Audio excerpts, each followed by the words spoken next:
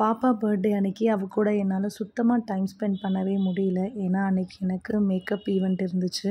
Event எனக்கு 2 மணிக்கு தான். அதனால் பாப்பாவை காலையிலேயே எழுப்பி ரெடி பண்ணி நாங்கள் மயிலாப்பூர் பாபா கோவிலுக்கு போயிருந்தோம். அங்கேயே அன்னதானம் கொடுத்தாங்க. அந்த அன்னதானமும் சாப்பிட்டுட்டு சாக்லேட் பேக்கெட்ஸ் வாங்கி அங்கே இருக்கிறவங்களுக்கெல்லாம் நாங்கள் கொடுத்துருந்தோம். ஹஸ்பண்ட் சொன்னாங்க, நான் ஈவினிங்காக கேக் கட் பண்ணிக்கிறேன், நீ ஈவெண்ட்டுக்கு போகணும். ஆக்சுவலி நான் ஒரு கேக் பண்ணியிருந்தேன், நீங்கள் லைவில் பார்த்துருப்பீங்க. அந்த கேக் கட் பண்ணல, ஒரு ஃப்ரெஷ் கேக் வாங்கி தான் கட் பண்ணியிருக்காங்க. நான் ஒரு 2 மணி போல் மண்டபம்க்கு ரீச் ஆகிட்டேன். எனக்கு 2 பேருக்கு இன்றைக்கி மேக்கப் புக்கிங் இருந்துச்சு. அந்த 2 பேருக்கும் ரிசப்ஷனுக்கும் பண்ணணும், முகூர்த்தமுக்கும் பண்ணணும். முகூர்த்தம் புக்கிங் இருந்ததால் நமக்கு அங்கே ரூம் அரேஞ்ச் பண்ணியிருந்தாங்க. ஸோ அங்கேயே நைட்டு ஸ்டே பண்ணியிருந்தோம்.